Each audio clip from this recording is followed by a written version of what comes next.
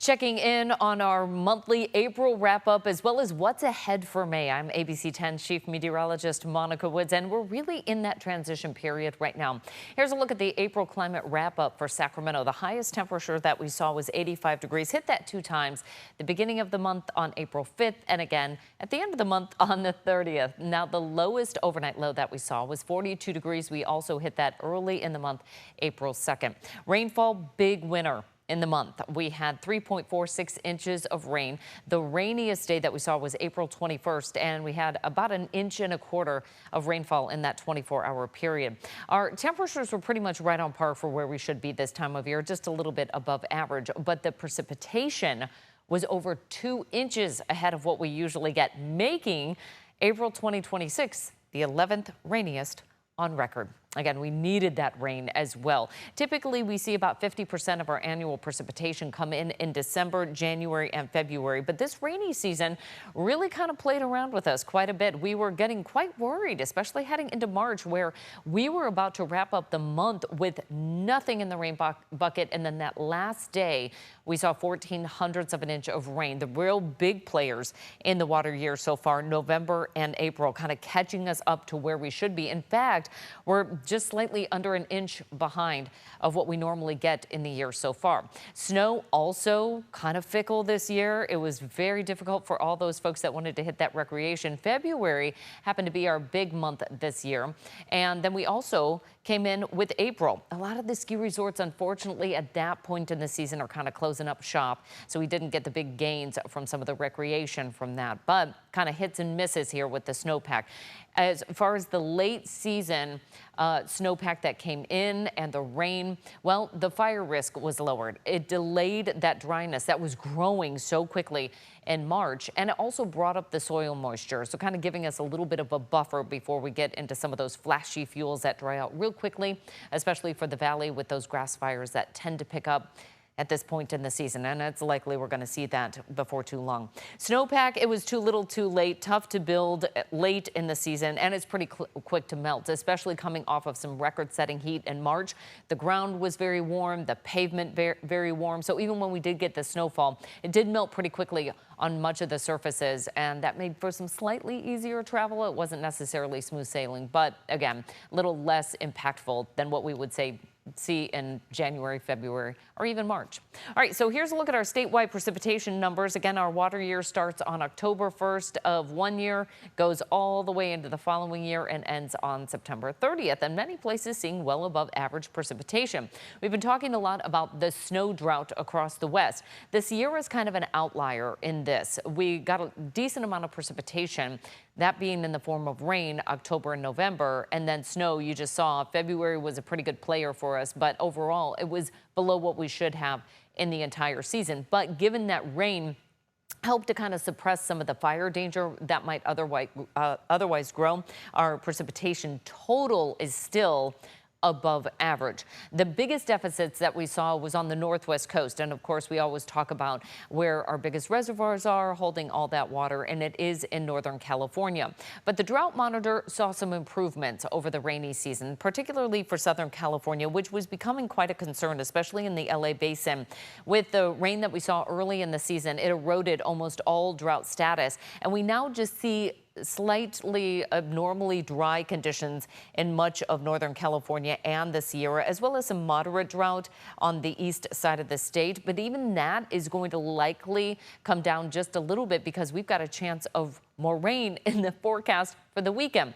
This is the point in the season when our average precipitation drops off quite dramatically, especially May into June, where we're starting to close down the rainy season, enter the dry season.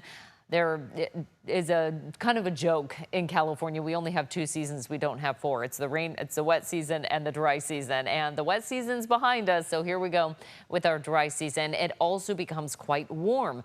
This is when our high temperatures start to peak. So in May, our average high is 80.3 degrees, 87.9 in June, and that peak heat typically in July, 92.6 degrees for that average high temperature. There's always a chance that we're going to hit those stretches of 100s in any month, June, July, August, September, when we can have those heat waves. But our peak heat is looking at us within the next couple of months. Coming in May, we get our average first 90-degree temperature on May 8th, and then our average first 95-degree temperature May 26th. And I will give you a little bit of hint. There's a 90-degree temperature forecasted in the 10-day outlook. This is also the beginning of our spare the air season. Smog, a big concern in California. The valley is a bowl and it just collects all of the emissions and that growing ozone problem that we can see during the summer season and the spring as well. That's why we start the season in May and we round it out deep into the fall. So we've got the sunlight combining with those volatile organic compounds. Those are things like vehicle exhaust, even machinery that we use in agriculture, and chemical solvents as well. Once those come in contact with each other, they combine and they create the ozone. And like I said, with the airflow and just the fact that the valley sits in a bowl surrounded by the coastal range and the Sierra Nevada, we're just kind of stuck in this pattern unless there's a real forceful wind event, which we don't always like to see because that's going to elevate the fire risk. So with a spare the air season, we'll have these as our category: good, moderate, unhealthy for sensitive groups, unhealthy, very unhealthy, and hazardous. The health impacts can be irritated eyes, throat and lungs, coughing, wheezing, reduced lung function, and of course, worsened respiratory illnesses like asthma or lung disease. So some simple actions: drive less, choose transit or carpool, walk or bicycle, use low or zero emission vehicles. Smog is just one of the problems. Obviously, anytime we have a wildfire, smoke is going to come into play as well. So we could have the two working in conjunction to really make for some hazardous air. Though something we'll be following and through the season. Building a water year. So this is really, like I said, kind of the point where we flip over to the dry part of the year and we look in the rearview mirror and say, okay, what have we been able to store? Not just for this water year, but multiple years. And that can really help to provide that buffer when we have some drier years. Wetter years to follow can sometimes carry us through a couple of months here. Water is going to be at its highest demand all the way through September. So we're already deep in this phase here where we've already passed that peak snow melt, and now we're entering into the part of the year where heat will become a factor as well as evaporation, and water managers have to slowly meter out that water, carefully calculating how they can serve the entire state for the dry season.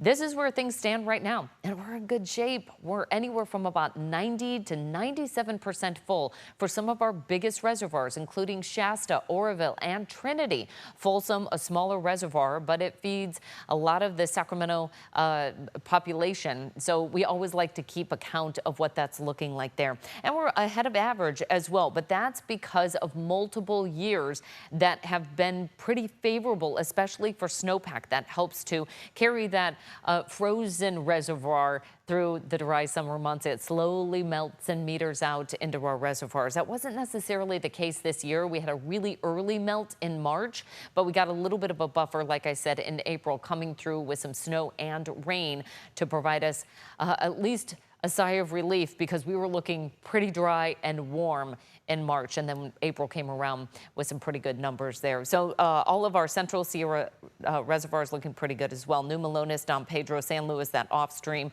pumped water reservoir is at 83% capacity, but over 100% of average. And Millerton, a smaller one, but certainly one that we like to watch, 89% of capacity and 126% of average. Now, May 9th through the 15th, kind of bucking what we are going to be seeing here in the short-term forecast. We're likely going to be warmer by the middle of the month, but likely wetter in Southern California, likely drier in Northern California. So there's kind of a bit of a flip coming in the forecast here. We get a little pulse of that cooler air coming through by the end of this weekend. The first weekend of May is going to bring with it some unsettled weather. We've got a weather feature off the coast of California that's going to really play with us, to be honest with you. It's going to be fickle because it gets cut off from the main storm track. So this is just going to be sitting in the Pacific here through the weekend forecast, and then it's going to move overhead, which is going to be bringing us periods of on and off showers, as well as thunderstorms becoming very likely on Sunday through the upper foothills. The Sierra, the north end of the valley could be quite active during the afternoon and early evening, extending into Monday and Tuesday potentially of next week. So let me go ahead and play it out for you. We're under this ridge of high pressure that is going to weaken. So by the time we get into Saturday afternoon, more cloud cover coming in through California, some spotty showers, but really not much to worry about along the Sierra spine. But here's the low that we're going to be tracking. And again, it's cut off from that main storm track well to the north of us. So it starts to initially head inland, brings a resurgence of that instability as well as the active weather throughout the Sierra, the north end of the valley. A couple of high elevation snow flurries going on along 395 through the central Sierra. Those peaks are very, very high. So it's not terribly uncommon to get snow year round in the central Sierra because those high tops are over 10,000, 11,000 feet. So we certainly can get some snow any time of the year there. By the time we get into Monday, we start to see the counterclockwise circulation of that low moving through northern California and a slight chance of seeing some snow flurries in the Tahoe Basin. That will mainly be one that kind of catch you off guard, but I'm not expecting some high impact travel delays or anything like that. We'll watch it though. South of Highway 50 though, more snow along 395. And then for the valley, here's this band of rain. As it starts to sink southward, Tuesday could be one of the days that we get some overnight showers Monday night into early Tuesday morning. Snow in the Sierra as that colder air is still going to be in place, and then things fizzle pretty quickly during the afternoon. But again, unsettled weather to get us going in the early part of May, kind of following on the heels of what was a pretty active April for us. Highs in the 60s to start off the first weekend of May in the Sierra. 60s and 70s down the hill. As we head across the coast, we've got highs in the low 60s. A bit of a cool stretch here for the coast as we head into the weekend, and low 70s for the Delta. That's going to be about 5 degrees below average. Our average high about 76 degrees right now, and we'll be pretty close to that for that Saturday forecast throughout the Central Valley, although a little bit warmer in the northern San Joaquin Valley. But then we take a bigger dip by Sunday into Monday, and you see that as well in the 5-day forecast for the regional outlook. Chance of thunderstorms on Sunday and Monday with rain for the Sierra, and we'll see a slight chance of showers for the foothills, but better chance on Monday and Tuesday, where we have a 71-degree high on Saturday. We drop to 54 on Monday. Our Bay Area has that marine influence, so it stays pretty steady here with highs in the 60s. And it looks like that weather system is kind of hugging the central and eastern part of the state. So the Bay Area is kind of hit and miss with the chance of showers here. Our 7-day outlook calls for a chance of rain to kick off the next work and school week Monday and Tuesday with highs only in the low 70s. And then we quickly warm. There's that 90 degrees that I was talking about in the forecast. And it's for Mother's Day. So if you like the toasty temperature as well, looks like you're going to have one beautiful Mother's Day with mostly sunny skies here. But we'll be tracking that early work week, school week rain activity in the forecast.